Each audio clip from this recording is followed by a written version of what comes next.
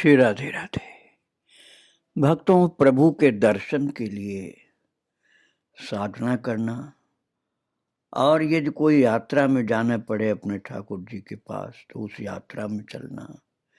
चरण राम तीरथ चले जाहि, राम बसहु तेहि के मन माहि। तो नवद्वीप वासी सब ऐसे भाग्यशाली हैं कि जिनके चरण श्री गौरांग महाप्रभु के दर्शन के लिए निरंतर गतिमान है। और बाधा कोई आती है घाट पार आदि की तो प्रभु की कृपा से वो सब बाधा टल जाती है। और जो वैष्णव पत्नियों के साथ जा रहे हैं उनमें से बहुत से समाज के उच्च पदस्थ व्यक्ति हैं, कोई कोई अतुल ऐश्वर्यशाली हैं, किंतु वे 20 दिन के इस दुर्गम पथ पर पैदल चलकर प्रभु को देखने जा रहे हैं।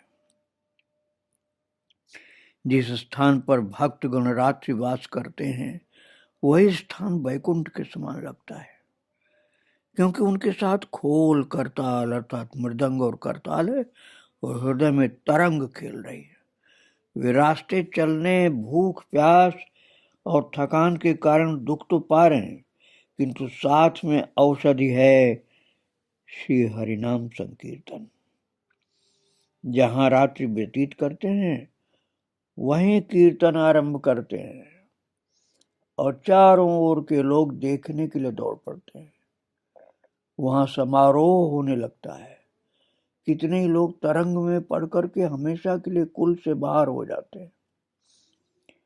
अब सभी प्रभु का नाम सुन चुके हैं एवं उनकी कृपा से नीलाचल का पथ काफी सुगम हो गया है। नित्यानंद के साथ भी बहुत लोगों का परिचय हो गया है, इसलिए ये लोग जहां भी पहुंचे सम्मान पा रहे हैं। खीरचोरा गोपीनाथ के मंदिर में सेवायत गण ने खीर के 12 पात्र लाकर उन लोगों के सम्मुख रख दिए।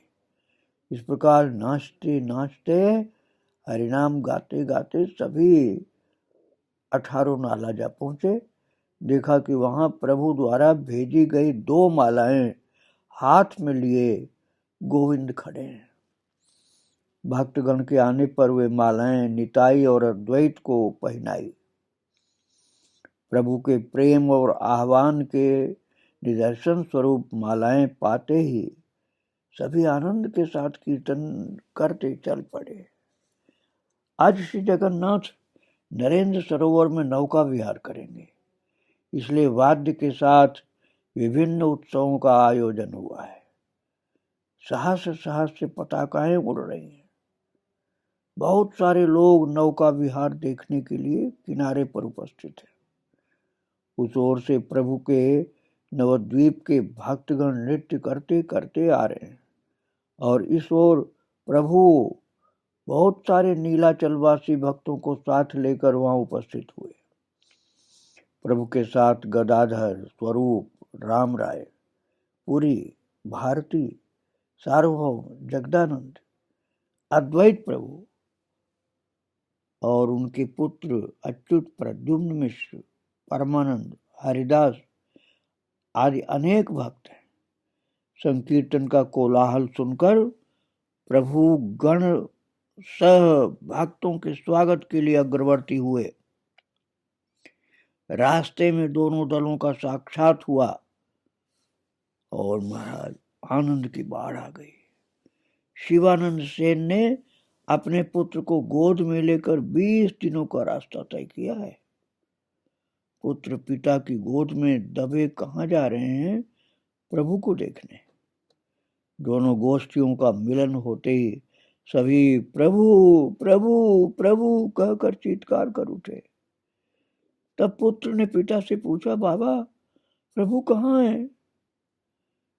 शिवानंद सेन गोद के पुत्र को उंगली द्वारा दिखा कर कह रहे हैं, वो देखो देखो, और उंगली उठा करके संकेत से दिखा रहे हैं प्रभु को। दोनों दल मिलकर आनंद के साथ नृत्य गायन करते हुए नरेंद्र किनारे आए। प्रभु इतने अधिक आनंदित हैं कि वो स्थिर न रहकर सरोवर में कूद पड़े। साथ ही भक्तों ने भी छलांग लगाई और उसके बाद सब हाथ छोड़ करके मुख से बार बार प्यार से हरि नाम बोलने लगे और इससे बहुत सी तरंगों की सृष्टि होने लगी एवं तरंगे क्रमशः बढ़ करके बड़े आकार में परिवर्तित हुए। इन लोगों में अति वृद्ध हैं, अति पंडित हैं और अति निरीह भी हैं। सोचकर देखिए सभी कितने आनंदित हैं। और वृंदावन की संपत्ति कैसी है, इसके द्वारा ये भी कुछ अनुभव कीजिए। श्री वृंदावन का आश्रय लेते हैं, उन सभी का ऐसा बाल्य भाव हो जाता है। यही असली संपत्ति है, प्रभु का प्रेम, प्रभु की भक्ति। जल क्रीड़ा कर सभी प्रभु के निवास पर आए। आज यहाँ महोत्सव है। पिछले वर्ष की भांति सभी ने एकत्र बैठकर प्रभु को मध्य में बिठाकर भोजन किया। तत्पश्चात भक्तगण रोज प्रभु को निमंत्रण देने लगे। इस प्रकार रोज एक एक भक्त के घर महोत्सव होने लगा। इस बार भक्तों की पत्नियां, यहाँ तक कि प्रभु की मौसी स्वयं एवं मालिनी देवी भी आई। वे प्रभु को एकांत में प्रसाद खिलाने लगी। प्रभु मौसी के निमंत्रण में संन्यास के किसी भी नियम का पालन नहीं कर सके। मौसी को प्रणाम किया, माँ और घर परिवार की सभी बातें हुई, साथ ही माँ से क्या क्या कहना होगा ये सब बता दिया। भागवत में रास वर्णन के मध्य एक अद्भुत प्रसंग है भक्तों। भगवान गोपियों से कहते हैं, हे मुझ में लुब्धाओं, तुम लोग क्या ये नहीं जानती कि मेरे साक्षात लाभ की अपेक्षा मेरी लीला कथा द्वारा मुझसे मिलन और भी मधुर है। किंतु गोपियों ने इसे नहीं माना। श्री गौरांग लीला को लेकर भागवत के इस सूक्ष्म तात्पर्य पर विचार करना है। मनुष्य की प्रकृति पर विचार करने पर विस्मय होता है। पहली बात, सुख भोग की अपेक्षा सुख भोग की आशा और स्मृति बहुत बार अधिक सुखकर होती है। जो सुख दुर्लभ है वो सुलभ से अधिक मधुर है। साक्षात दर्शन में अनेक दोष दिखाई देते हैं, दूरदर्शन में वो दोष नहीं दिखाई देते। साक्षात दर्शन की अपेक्षा दूरदर्शन में वस्तु अधिक मनोहर लगती है। साक्षात दर्शन नेत्रों द्वारा और दूरदर्शन अर्थात जो वस्तु नजर से बाहर है मन द्वारा किया जाता है। जो दर्शन मन द्वारा होता है वही महान है। प्रिय वस्तु सामने है, उसे सर्वदा देख रहे हो, जरा भी सुख नहीं पा रहे।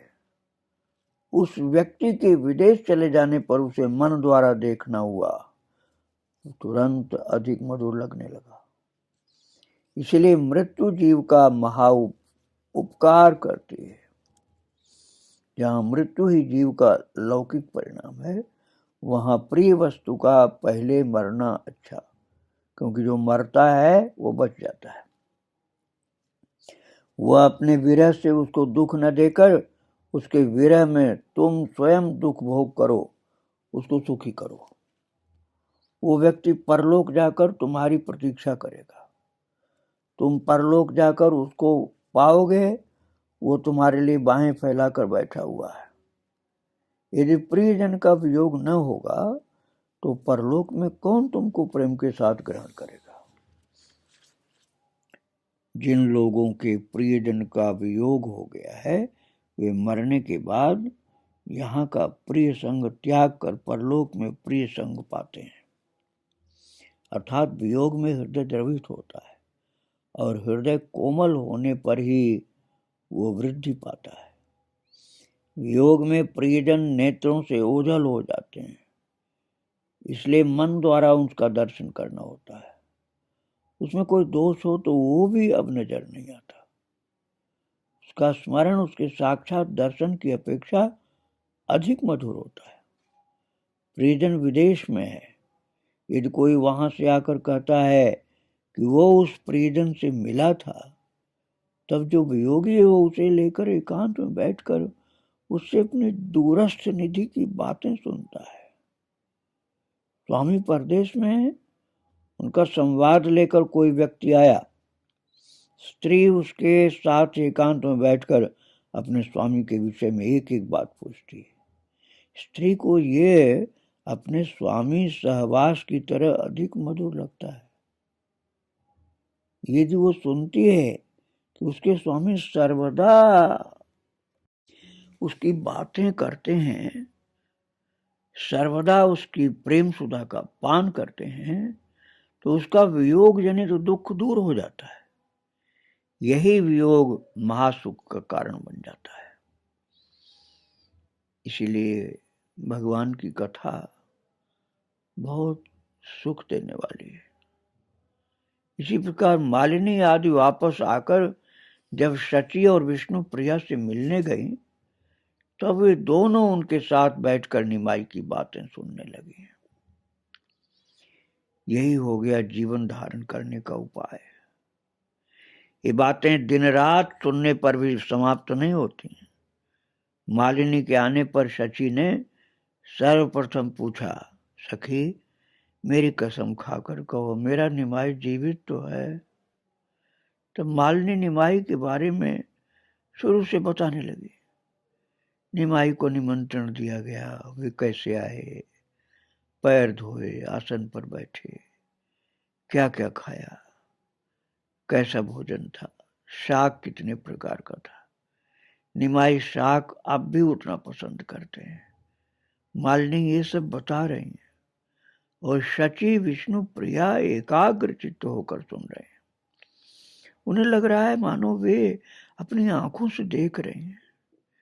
इस प्रकार मालिनी और प्रभु की मौसी से एक बार नहीं बार बार ये बातें सुनकर शची विष्णु प्रिया न केवल अपने प्रियजन का वियोग जनित दुख सहने में सक्षम हुई, बल्कि उस वियोग दशा में भी नए नए आनंद का अनुभव करने लगी। जब उन दोनों ने सुना कि उनका प्रियजन ठीक है और उनके प्रति उसकी माया ममता वैसी है, तब उन्हें और आनंद आया, फिर कहाँ दुख रहा। और यही है भक्तों, प्रभु की चर्चा सुनने, उनकी चर्चा करने में दिव्य शक्ति प्रकट होती है। जब प्रभु नृत्य कर थक करके उद्यान की पुष्करिणी के किनारे बैठे, तो श्री निमाई के शिष्य राढ़ी के कृष्णदास नामक ब्राह्मण ने, राढ़ी श्रेणी के कृष्णदास नामक ब्राह्मण ने जल्दी जल्दी पानी के घड़े लाकर प्रभु को स्नान कराया। इस सामान्य सी बात का उल्लेख इसलिए किया कि अवतारों की जो लीला ग्रंथों में लिखी है उसका कोई साक्षात प्रमाण नहीं मिलता।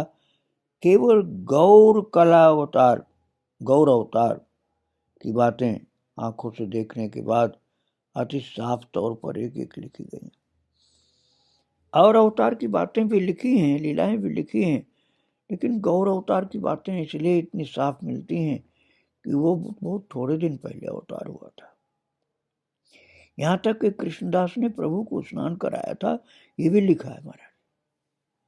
प्रभु ने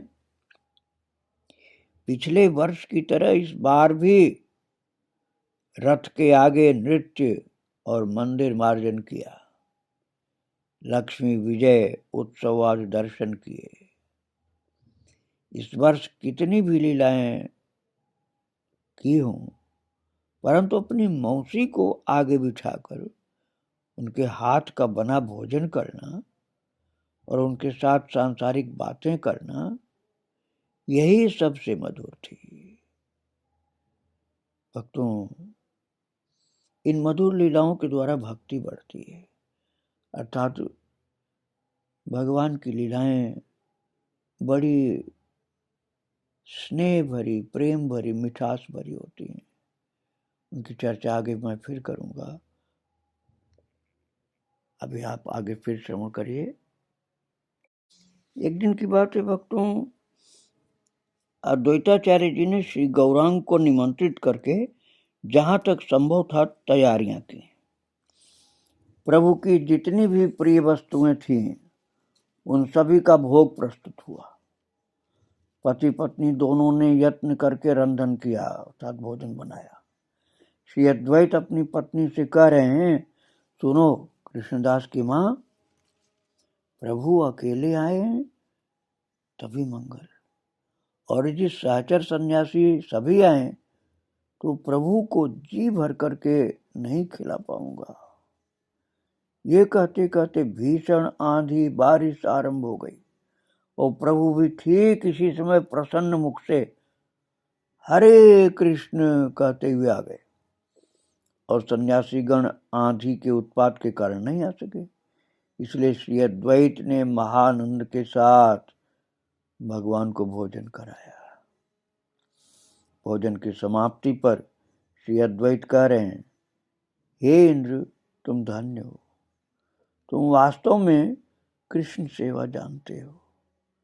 प्रभु ने हंस करके कहा, क्या आचार्य, आज इंद्र के प्रति बड़ी भक्ति है? अद्वैत ने उत्तर दिया, इस बात से तुम्हें क्या काम? तो प्रभु कहते हैं, समझा समझा समझा, अरे ये आंधी बारिश तुम्हारा ही कार्य है। इंद्र का भाग्य अच्छा कि तुम्हारी आज्ञा का पालन किया। जन्माष्टमी आई और नीलाचल में नंदोत्सव की धूम मच गई। नंदालय सुंदर तरीके से सजाया गया। प्रभु का गोप भाव हुआ, साथ ही साथ भक्त भी उसी भाव से विभावित हो गए। उनमें से कोई गोप, कोई गोपी, कोई नंद और कोई यशोदा हो गए। जो जिस वेशभूषा में सज्जित हुआ वास्तव में वही हो गया। जगन्नाथ महाती यशोदा सजकर कृष्णमूर्ति गोद में लेकर बैठ गए। वे एकटक नवकुमार की ओर देख रहे हैं और अश्रु विसर्जन कर रहे हैं। और कानाई खुटिया नंद भाव से विभावित हो नवजात शिशु का मुख देखकर महाव्यस्त और आनंद में उन्मत्त हो रहे हैं। प्रभु स्वयं, निताई, अद्वैत आदि नवद्वीप के भक्त, नीलाचल के भक्तों में स्वयं प्रताप रुद्र, काशी मिश्र, सार्वभौम, परीक्षा पात्र, तुलसी पात्र आदि गोप वेश में सिरों पर पगड़ी बांधे, हाथों में लाठी और कंधों पर दधी पात्र लिए आत्मविस्मृत तथा बाह्य ज्ञान शून्य हो आंगन में आए।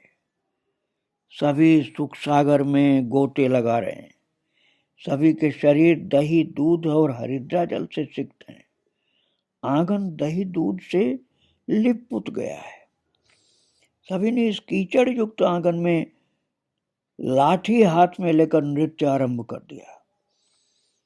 सोचिए, इस नृत्य में है कवि राम राय, न्यायिक सार्वभौम भट्टाचार्य, राजमंत्री परीक्षा, महाराजा प्रताप रुद्र और सन्यासी प्रवर परमानंदपुरी। आनंद की बाढ़ में सभी एक हो गए। नृत्य के बाद सभी लाठी घुमाने लगे। श्री अद्वैत और निताई चांद में थोड़ा लाठी युद्ध हुआ, प्रेम से खेल की तरह से। श्री अद्वैत महाराज एक आघात खा करके क्रोधित हो निताई को थोड़ा डांटने लगे। और यदि भगवान स्वयं जीवों को प्रत्यक्ष या परोक्ष रूप से शिक्षा न देते तो जगत में इतनी विभीषिका के रहते साधारण लोग उनको अच्छी तरह से जान भी नहीं पाते। भगवान सर्वांग सुंदर हैं, ये हम अवतार के द्वारा ही जान सकते हैं। और इसी अवतार के द्वारा भगवान की लीला की सृष्टि होती है। केवल इस लीला द्वारा ही जगत के बीच जीव भगवान का संग सुख पा सकते हैं और भगवान के इसी लीला रूपी संग द्वारा जीव परिवर्धित होते हैं। ये लीला जीव का परम धन है। इसीलिए तो तुलसीदास जी ने कहा, सोई जस गाय भगत भव तरहि, सोई जस गाय भगत भव तरहि, कृपा सिंधु जनहित तनु धरहि। ये लीला जीव का परम धन है, क्योंकि जीव की आध्यात्मिक उन्नति के लिए लीला रूपी भागवत संग जितना सहज सुखकर और शक्ति संपन्न उपाय है, उतना महाराज याग यज्ञ मंत्र तंत्र योग तपस्या कुछ भी नहीं। और भक्तगण भोजन और नृत्य गीत में भजन करते हैं, लाठी घुमाकर भी भजन कर रहे हैं, हरिनाम जोर से गाते हैं और फिर लाठी घुमाते हैं आकाश में। क्रमशः प्रभु को भगवान का भाव हुआ और कानाई खुटिया और जगन्नाथ महाती में पिता माता ज्ञान हो जाने से प्रभु ने उन दोनों को प्रणाम किया। उन दोनों ने भी नंद और यशोदा भाव से विभोर होकर प्रभु को आशीर्वाद दिया। सभी ने लीला रस सुधा का पान किया, किंतु नंद यशोदा ने भी कम नहीं, खूब आशीर्वाद दिया। और राजा प्रताप रुद्र ने, अब आप ये समझ लीजिए, जो उनको आवेश नहीं होता तो आशीर्वाद देते महाप्रभु को क्या। राजा प्रताप रुद्र ने प्रभु के गण को नूतन वस्त्र दिए, किंतु प्रभु को क्या दें? वे सन्यासी कौपीनधारी, उनको वस्त्र की आवश्यकता नहीं। अवश्य प्रभु की मां हैं, किंतु उनका 4-5 हाथ लंबे एक मोटे कपड़े से ही काम चल जाता है। राजा ने अति प्रेममय होकर सोचा कि यदि प्रभु को वस्त्र का प्रयोजन है तो वह अपनी प्रिया श्रीमती विष्णु प्रिया देवी के निमित्त, श्रीमती इस समय पूर्ण यौवना है, इसलिए उनके उपयुक्त एक बहुमूल्य साड़ी देंगे, ऐसा तय किया। और जब प्रभु गोपाल भाव में बाह्य ज्ञान शून्य हुए, तब राजा ने उनके मस्तक पर वही साड़ी बांध दी। इस प्रकार महाराज प्रतिवर्ष एक बहुमूल्य साड़ी प्रभु को प्रणामी स्वरूप देते। प्रभु माता को दे देना कह करके उसे दामोदर के हाथों में दे देते। दामोदर प्रभु के घर पर उनकी जननी और प्रिया की देखरेख करते। वे प्रतिवर्ष भक्तों के साथ नीलाचल जाते और उन्हीं के साथ वापस आकर 8 मास प्रभु के घर पर ही रहते। दामोदर आकर वो साड़ी सची के हाथ में देते। वे अवश्य उसे बहू को पहनने के लिए देती। वस्त्र आने पर श्रीमती की सखियां अवश्य देखने आती। सची भी अवश्य वो साड़ी श्रीमती को पहनाती, बिना पहनाए क्यों मानेंगे। श्रीमती पहले न पहनना चाहें ये संभव था, किंतु जब प्रभु ने भेजी है तो वे और अन्य सभी ये समझ जाते कि साड़ी पहनने को प्रभु की आज्ञा है। प्रभु की आज्ञा का लंघन करने का साहस श्रीमती में नहीं था, और फिर वे साड़ी क्यों नहीं पहनेंगी। उनके स्वामी प्रत्यक्ष वर्तमान है, उनके साथ दैहिक संबंध ही नहीं रहा, किंतु हैं तो विराजमान। और इस तरह से प्रभु का प्रसाद प्राप्त करके विष्णु प्रिया उसको धारण कर लेती है। भक्तों, प्रभु की चर्चा आगे फिर करूंगा। आज प्रभु को अर्थात गौरांग महाप्रभु को और उनके सब पार्षदों भक्तों को बारंबार प्रणाम करके यहीं विराम दे रहा हूँ। श्री राधे राधे। जय जय श्री राधे श्याम। जय जय श्री सीताराम। गौरांग महाप्रभु की जय। श्री राधे राधे।